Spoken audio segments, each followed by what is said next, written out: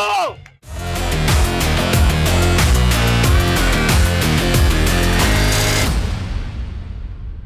Make some noise if you're ready for tonight! Make some noise if you're ready for our genius! It's a takeover, let's go! Hey, you're good. Hey, I mean, I guess we make the most out of the situations, right? Make some noise for everyone working together. They say entrepreneurs figure it out. Give yourself a round of applause. That's what's up. So I'm gonna pull a Jim Rohn for a second, and I want to use this podium because I saw this and it reminded me of school. I'm gonna lean here for a bit. And first of all, I want to ask, this might throw you guys off. How many of you are upset that it's me and not you on the stage? Raise your hand, raise your hand.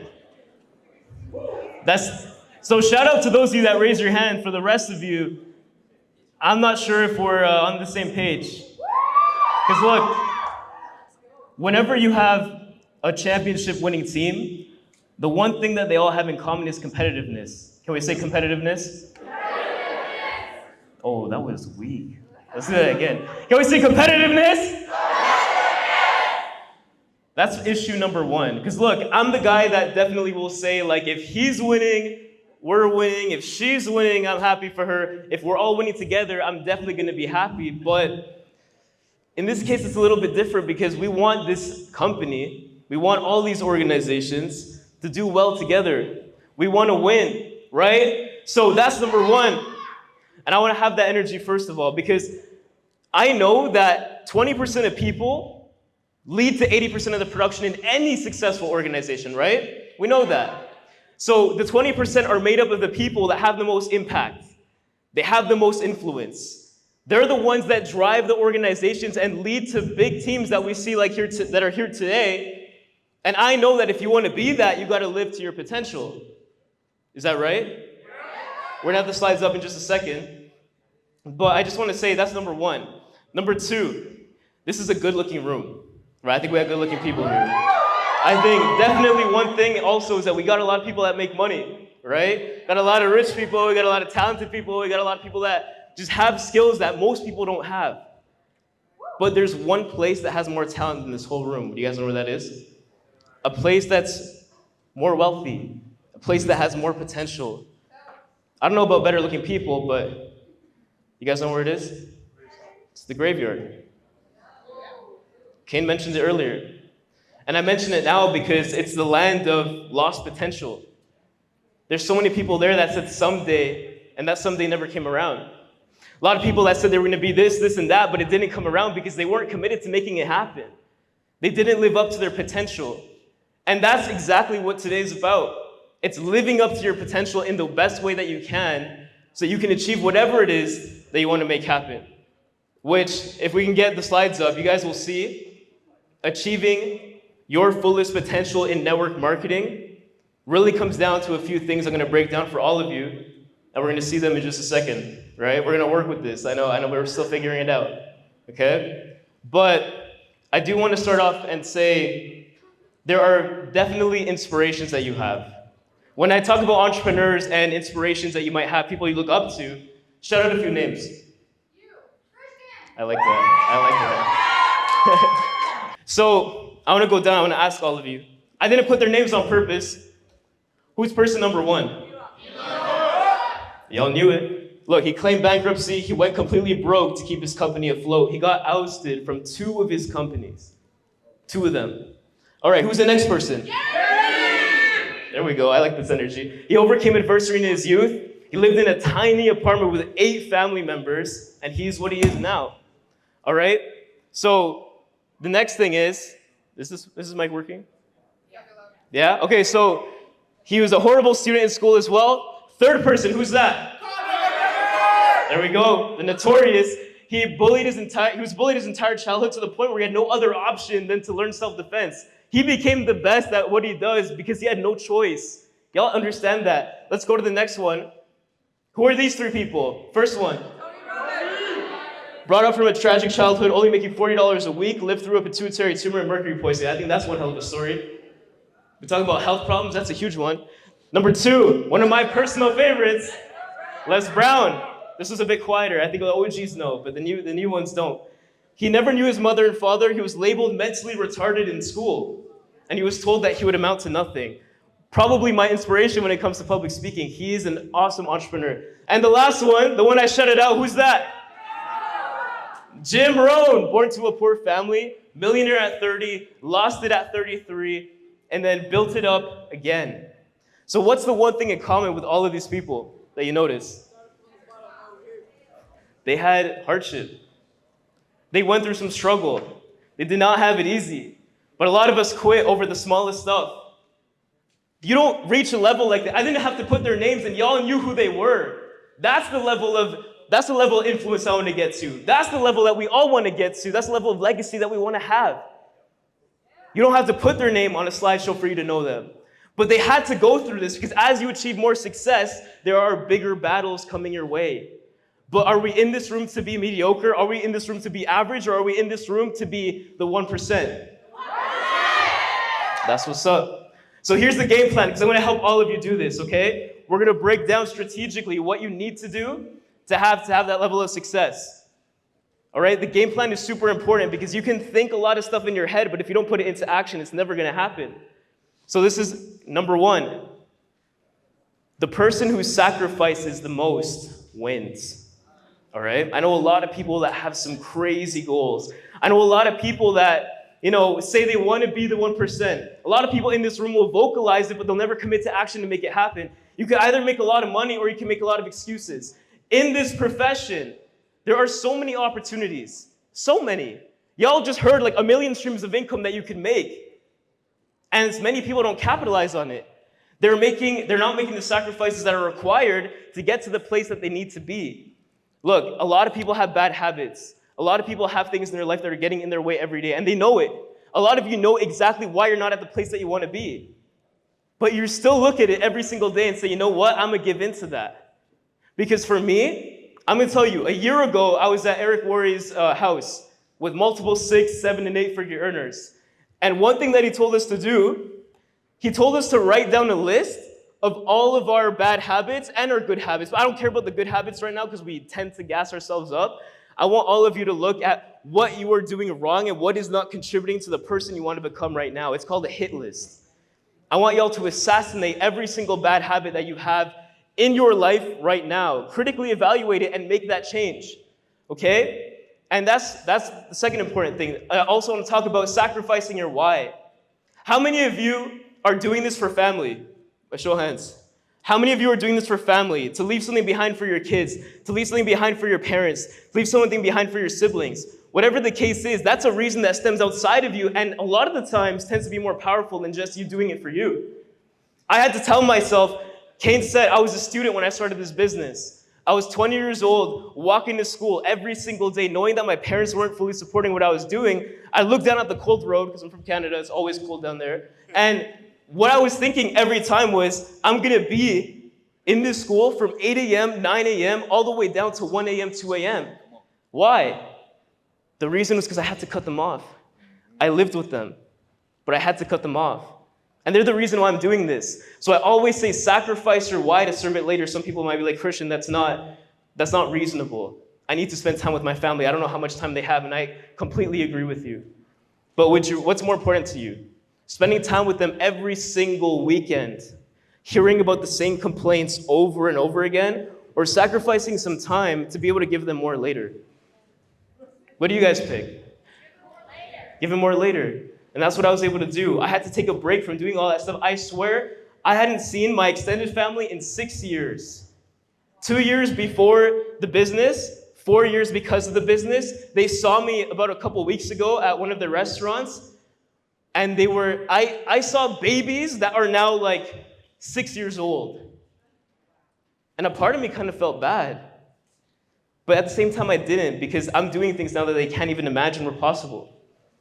Number 2, intentionally act like the person that you want to become. Your actions have to line up with the person that you want to be. Because if I want to be, how many of us want to be 6-figure earners in this room? Make some noise.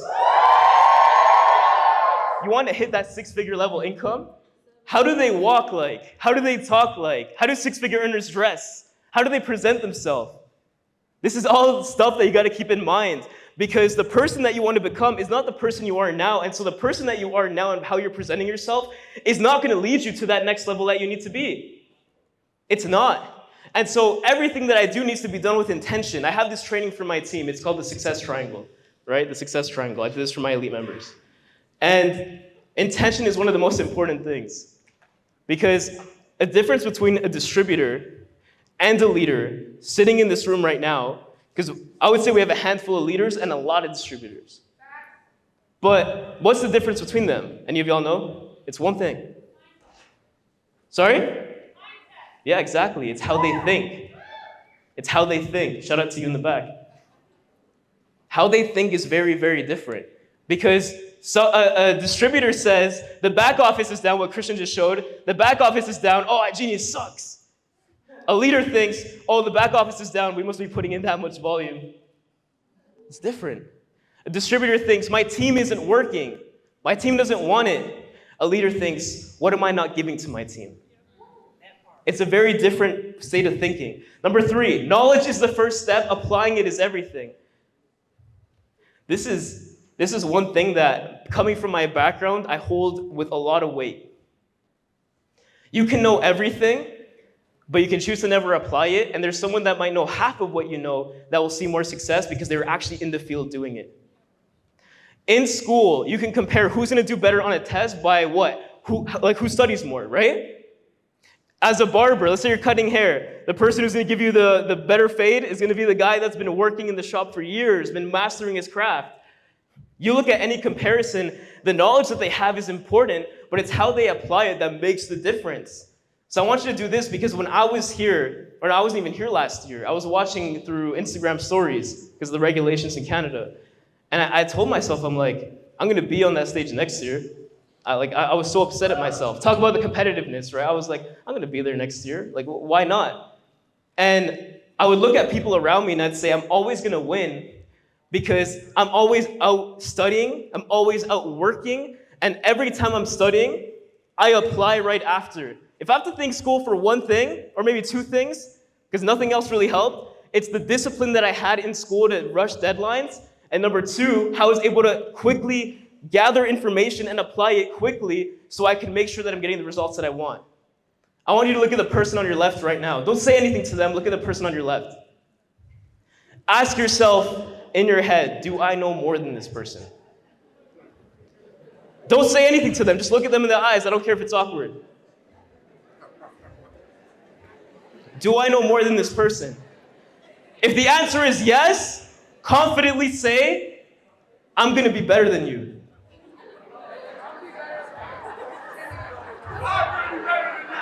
Good.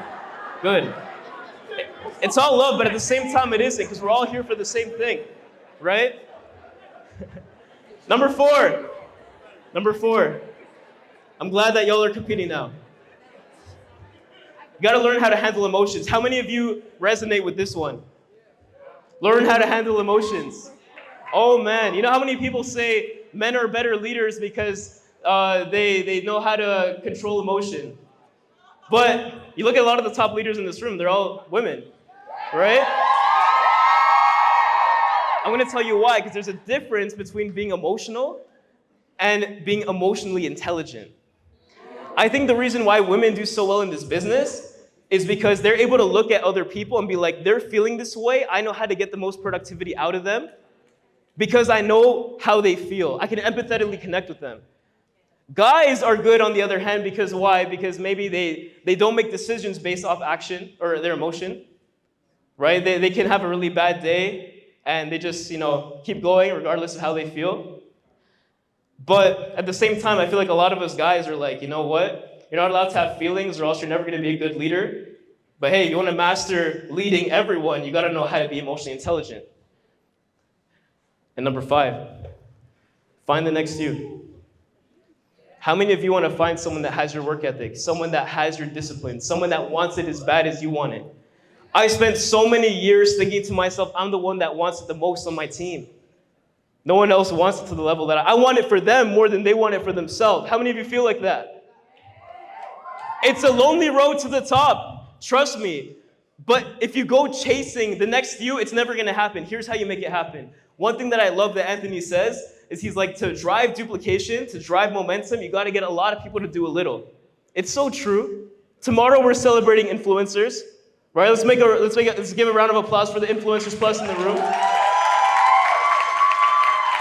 Listen, influencers, only 2 people. Y'all think you can manage to do 2 people each? I think you can. Imagine if this whole room did 2 people. Imagine the new wave of momentum that we're seeing, right? OBG is doubling in size. GC is doubling in size. All you other teams that travel from elsewhere, you're doubling in size. That's an easy game plan to success. Duplication is the most sought after thing in network marketing. Once I created my first 6-figure earner, I realized that all it was just having people go into a mindset of getting just a little bit, squeezing a little bit, and you're gonna get something out of that. Okay, it's a lot easier than you think. I hope you guys took notes, but we're gonna go into one in a couple last things. But do y'all take notes on that? Y'all learn something? So I'm gonna give you some perspective, okay? And the perspective is interesting. So today, I was calculating hours, right? Oh, my phone's here, I didn't realize. Less than 72 hours ago, I was in the hospital. I didn't tell anyone. And there was like a 90% chance I was gonna be able to speak on stage today. And I'm sitting in the place where you wait for the doctor, and the doctor comes up to me. He's like, Christian, I can't have you eat anything. I can't have you drink anything because we're gonna have to prep you for surgery, most likely. And in my head, all I'm thinking is, well, 1, I can't speak. 2, I can't meet the team that I haven't met. This is the worst I've felt. I'm like, seriously, again? I had surgery 6 years back, and I'm like, again? It sucks. But then I'm waiting there, I'm getting hooked up to an IV, hooked up to fluids, pain meds, all that kind of stuff. And I'm listening to the sounds. You guys ever been in the emergency room and how like crazy it sounds in there? So I hear one guy screaming at the top of his lungs. And he's like in pain, but like meds on like crazy. He must be on everything. And he's still feeling pain. He has 3 holes in his stomach. Acid is leaking into his other organs. First, I'm like, damn. Second person, I'm waiting there, an hour passes. On my right side, a doctor goes in, says, I'm so sorry you have to deal with this at 14 years old. I'm like, what could he possibly be dealing with? The kid had terminal cancer. And he said one thing that really woke me up. Like, I've been thinking so different since that day. The one thing was, he's like, doctor, it is what it is. I want to live my life the best that I can. And I want to be able to take anything you recommend, I'll take it. And, we'll go from there. And hopefully I can just live a good period of what I have left. Do you guys understand the mindset that kid has to have at 14 years old? I really believe I was in the hospital for a reason. Because how many of you really feel like you're living up to your full potential? I don't even think I am. And I think that was a wake-up call for me. I really think I needed that. And some other lady, can't even remember where she is, I was going to the washroom just puking and just whatever, nonstop. Every time I pass by, I hear the nurse ask this lady the same question. Do you know who you are? No. I don't know where I am. So I'm experiencing all these people's pains. I'm not actually experiencing it myself, but I'm experiencing all of it indirectly. And it offered me perspective because at the end of the day, we all have control of what our future is. Is that not true? We're all in full control. Can y'all move to the next slide? This thing isn't working anymore. You're the biggest killer of your own potential. I sat in that chair in so much pain, thinking to myself, I watched Grey's Anatomy, and in Grey's Anatomy, you get a scratch on your knee and you're dead the next episode. I was thinking to myself, I'm like, if it didn't work out for me and this was the last day that I had, am I happy with where I'm at? Am I happy with what I've done? I'm happy with what I've done, but I'm not satisfied because I still haven't retired my parents. If it all ended for me today, it's the definition of unlimited potential in the grave. And some of you are taking day by day, you're taking every day for granted. And some of y'all have way worse stories than this. This is nothing. This is literally nothing. Some of y'all are dealing with stuff that is way worse. And there are people around you that are dealing with things that are so much worse. And yet you kill your potential every single day by not sacrificing, by not being consistent, by not being intentional with the person you want to become. So look, you hold the cards. You really do. Everything that you have in your arsenal is up to you. I bought this at the airport here.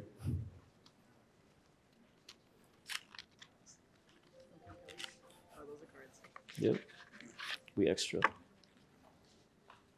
You can choose to be a few things. You can choose to be a 2.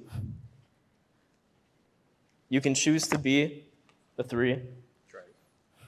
You can choose to be a 9. There's a few other options you have too. You could be a queen. Or you could be a king. But the one that everyone wants to go for is what? I'm kidding. It's the Joker. No one wants to be the Joker. Let's get rid of that one. Everyone wants to be the ace.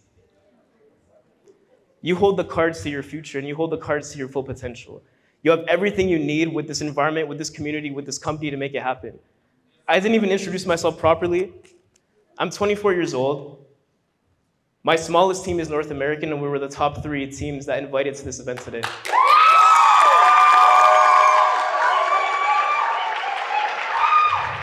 But even with that, I'm not happy with it, but I'm gonna leave it at that. I want you guys to take this. I want you to apply it. I hope it moved some of you, and if it didn't, then the best of luck to you.